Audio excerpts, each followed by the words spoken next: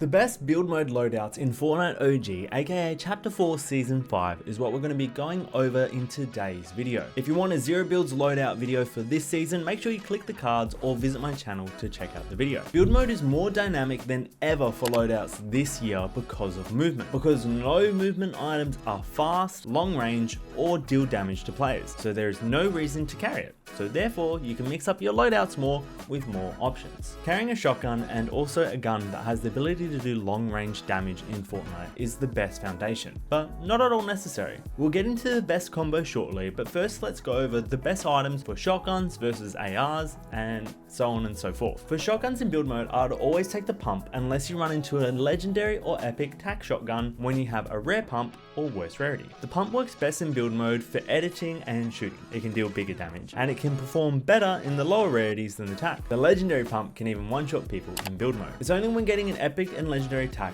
where the damage is good enough to take it over the pump. It shoots faster, does better building damage, and is more forgiving than the pump. But obviously, always take the epic and legendary pump over any tac in build mode. The double barrel shotgun should be coming out in a few days. Also, it's really good in super close range, but it's super unforgiving. If you're not right in front of someone's face, you're not going to be dealing a lot of damage or typically any damage at all. The reload time for it is really slow as well. I don't think you should be using this item based on those few factors because this item is very dependent on certain situations and it's not very dynamic. For secondary items to carry alongside a shotgun, the best picks are SMGs, ARs, pistols, or a combination of those guns. Pistols serve as a bridge between ARs and SMGs. So if carrying a pistol, I would not bother carrying an assault rifle or an SMG, unless you're low on smalls ammo, and then in that case, carrying an AR is probably going to be worth it. For carrying SMGs, I would only ever do this if carrying a pump. The tac shotgun shoots fast, and switching from a tac shotgun to an SMG will leave you at a disadvantage. It'd be a lot better to just outright use the tac and reload in a fight, rather than having the switch gun delay. You don't need to carry an SMG this season,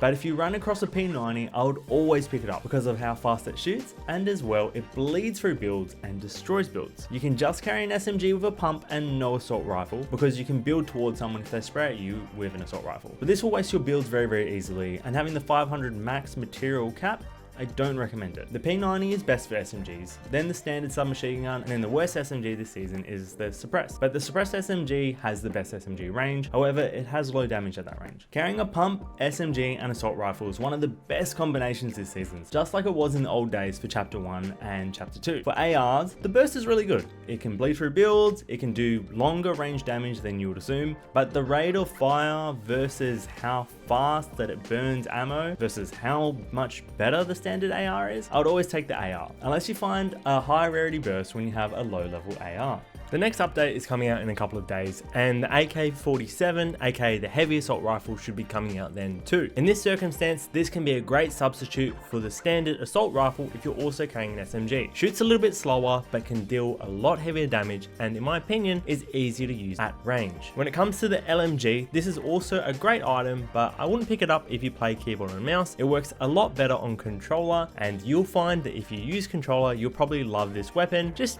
try to carry a sniper with it, because this item doesn't do very good at tap firing from far range. Scoped assault rifles and also thermal assault rifle, which will probably be getting unvaulted soon, I will avoid. They just don't shoot fast and they're not OP like the twin mag is, so they're not as dynamic. So in summary for secondaries, take an AR always, but a pistol if you can't find an AR. Bursts are good, but ARs are better. If you have a pistol or a tac shotgun, it's not worth carrying an SMG, and SMGs always work best with a pump, because when you pump someone high damage, you can quickly switch to the SMG to spray to finish them, and then just keep swapping between until the person's finished. An AR standalone can do what an SMG does, but it doesn't bridge the gap as nicely or shoot as fast, so make sure you keep that in mind. So at this rate in the game, depending on what you're carrying, you'll have 2 to 3 slots filled with guns already. Now you can carry 4 guns this season, but if you want to win more, I wouldn't recommend it. Carrying a tac and assault rifle, or a pump and an assault rifle, or a pump and a pistol with no SMG in any of these leaves you with 1 additional slot that you can use for a gun. And in this 3rd slot, I'll typically use the sniper. Hitting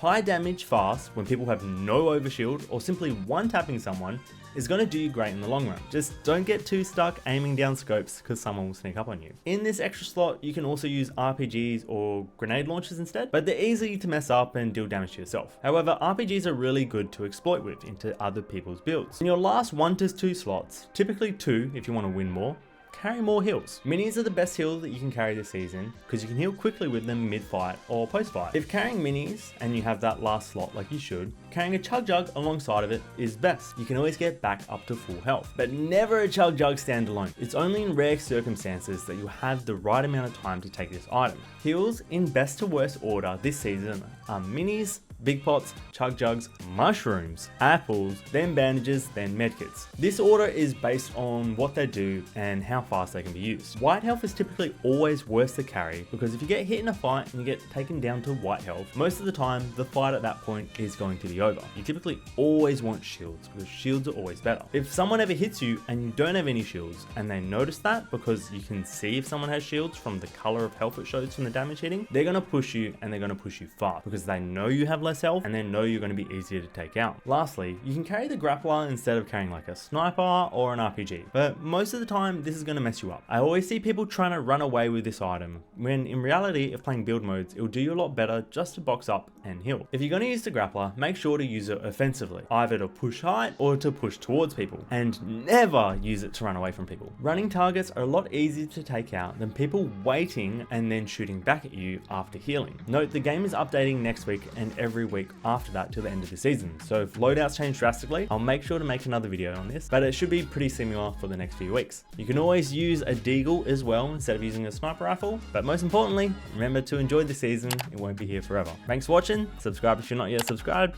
and remember to take care of yourselves. Goodbye.